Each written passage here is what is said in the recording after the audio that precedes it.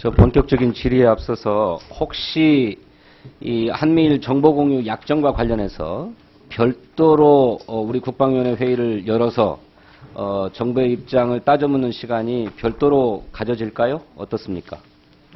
아까 말씀드렸지만 여야 간사 간에 이번 그 한미일 정보공유 약정에 대해서 잘못된 부분 다시 한번 정리해가지고 어떻게 법적 해석을 받아가지고 약정을 취하게 됐는지 그거에 대해서 따져볼 건 무엇인지 이걸 협의를 하고 난 다음에 다시 알려드릴게요.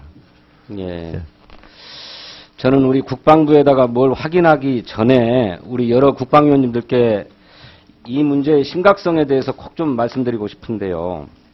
저는 지난 국정감사 때 이렇게 한미일 간의 정보공유 양해각서가 추진되고 있다고 하는 정보가 있어서 그에 대해서 법리 검토를 국방부가 다 했는가를 물었는데 법리 검토가 이루어지지 않았었습니다. 그래서 국방부 장관이 약속하기를 법리 검토를 하겠다 이렇게 약속을 했거든요. 근데 이번에 보고 과정에서 확인을 해봤더니 법리 검토가 없었습니다. 그러니까 국방부 내에 있는 법무관리관실에서 이 문제를 그냥 검토했을 뿐이다 이렇게 얘기를 하고 있어요.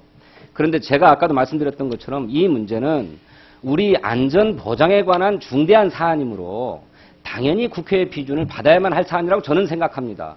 근데 이 문제에 대해서 이미 헌법재판소가 결정을 내린 바 있어요.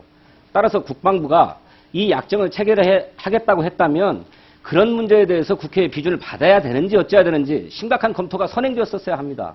그런데 약정 형식이다라고 하는 것을 빌어서 그런 검토를 받지 않은 것입니다. 두 번째로 이 약정의 법적 근거가 무엇인지를 물었더니 우리 군사기밀보호법 제8조를 들었습니다. 국방부가. 그 제8조에 우리가 외국에 군사 비밀을 제공하거나 설명하는 경우는 딱 두 가지가 있습니다. 하나는 군사 외교상에 필요할 때, 두 번째로는 다른 나라와 국제 협정을 맺었거나 조약을 맺어가지고 그 외국에서 요구가 있었을 때. 그런데 이거는 그런 요구가 아니지 않습니까? 일본하고 체결했을 뿐이니까 일본하고는 조약이 체결되지 않았으니까 일본한테 정보를 제공할 요구가 있을 수 없는 거죠.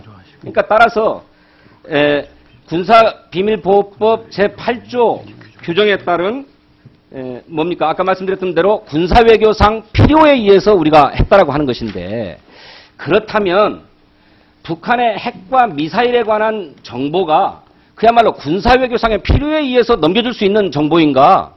저는 그렇지 않다고 생각합니다. 그런 점에서 이 약정이 우리 군사기밀보호법과 저촉되는지의 여부를 심각하게 법리검토를 했었어야 했어요. 그런데 법리검토가 이루어지지 않은 것 같습니다. 이거는 적어도 국방부 내에서만 다룰 문제가 아니라 우리 법제처의 법리검토를 받았어야 될 문제라고 저는 생각해요. 그런데 그런 절차 없이 추진했거든요. 매우 심각한 문제입니다. 따라서 이러한 문제에 대한 우리 국방위 차원의 검토가 있어야 된다.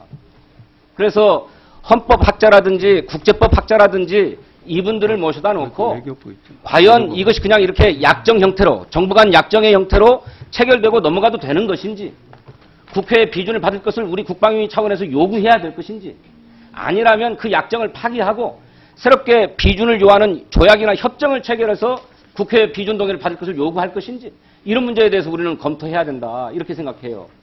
그런 점에서 오늘은 지금 여러 가지 문제로 이 문제를 심각하게 검토하고 따질 수 있는 조건이 아닌 것 같은데 여야 간사위원님들께서 반드시 협의하셔가지고 위원장님께서 마찬가지로 별도로 이 문제를 심각하게 논의할 수 있는 기회를 만들어야 된다.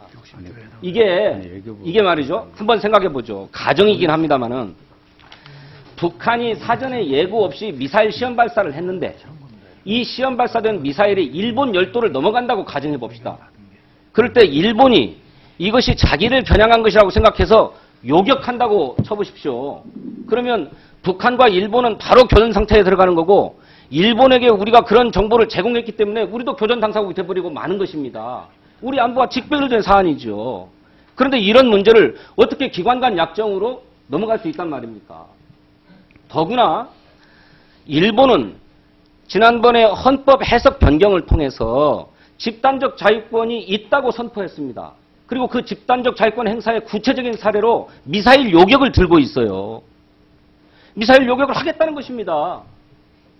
그런데 이런 문제를 국민과의 논의 없이 또 국회의 동의 없이 어떻게 기관 간 약정으로 처리한단 말입니까? 저는 그러니까 국방부가 말씀 알겠는데요. 예. 그걸 가지고 여야 간사간에 얘기할 때 진성준 의원이 제기하신 내용까지 포함을 해서 검토를 해서 요다음 조치를 취할 테니까. 네네. 그 지금- 반드시 그렇게 해주셔야 된다. 그렇지 네. 않으면 우리 모두가 역사에 대해서 또 국가안보에 대해서 무책임한 사람들이 된다. 이 점에 대해서 강력하게 호소드리고 싶습니다. 자, 지금 병역문화 혁신에 관해서 제가 그 질문하시는 거. 의원님 말씀에 대해서 짧게 말씀 좀 드려야 되겠습니다. 네. 예. 지금 국방부가 추진하는 과정에서 법적 검토는 내부적으로 했을 뿐만 아니라 외교부가 사실 조약과 이런 MOU를 전부 다루는 당사 부처입니다. 그래서 외교부와 6차례에 걸쳐서 크게 전략 회의를 했고 또 업무를 협의했고 법리적인 것도 따지고 검토를 해왔다. 이 조약 외교를 다루는 부처와 지속적으로 협의를 해왔다고 좀 말씀을 드리고 싶고요. 그 법률 검토된 결과를 저한테 서면으로 좀 제출해 주시겠어요? 협의한 내용들 있습니다. 그리고 그러니까 지금 법률 검토를 했냐고요? 법률 내부적으로 법률 했습니다. 검토 내부적으로 했고 그 위헌 판결이 내부적으로 했을 뿐 아닙니까? 98년에 위헌 판결이 난 건 소파 때 재정 부담이 많이 되는 이런 부분하고 안보상이 그걸 했는데 위헌 판결이 일어난 이후 98년 이후 99년 이후에도 역대 정부가 이 정보보호 협정을 체결했다는 점을 제가 말씀을 드립니다. 그래서 이 부분에 대해서 그리고 우리가 국방부가 외국의 정보를 제공하는 것이 아까 2가지 사항이라는데 사실 4가지 사항이죠. 그 군사기밀보호법 4가지 사항에 대해서도 저희들이 많이 검토를 했다고 말씀드리겠습니다. 우리가 다른 나라에 무기를 수출하거나 또는 수입할 때 그 무기에 관한 정보가 군사정보이기 때문에 불가피하게 정보보호협정을 맺어야 될 때도 있죠. 그럴 경우 있습니다. 그렇습니다. 네. 다른 나라와 무기 수출 때문에 또 무기와 관련된 여러 가지 정보들을 제공하거나 제공받아야 되기 때문에 그 정보보호협정을 체결한 경우가 많지 않습니까? 네, 그러니까 이번 경우를 다른 약정이나 협정하고 똑같이 비교할 수 없는 거예요. 아까 백군기 의원님께서 명확하게 지적하지 않았습니까? 아무튼 저희들이 이걸 법리적 검토가 없었다고 주장하신 데 대해서 그러니까 그 법리 검토 결과를 법리가 내놓으라 이 말이에요. 여러 그건 가지 국방부 자체적으로 했을 뿐이지 법제처나 다른 데하고 한 적이 없는 것 아닙니까? 외교부가 주요 부처 아닙니까? 이게 외교 조약을 맺는 외교적인 어떤 협정을 맺는. 그러니까 외교부의 법리 검토 결과도 주시라고요, 서면으로. 예, 그렇게 하겠습니다. 어쨌든 그렇게 말씀드리고 위원장님께서 말씀하신 그런 부분에 대해서 저희들 최대한 후속적으로 조치하겠습니다. 이제 그래서 질문하세요. 별도의 기회가 주어지면 정보 공유의 문제에 대해서는 제가 따지는 것으로 하고요. 병역문화 혁신에 대해서 질의하겠습니다. 만약에 제가 질의 시간을 많이 썼다고 하면 우리 새누리당 의원님께 넘어갔다가 제가 하죠. 그렇게 할까요?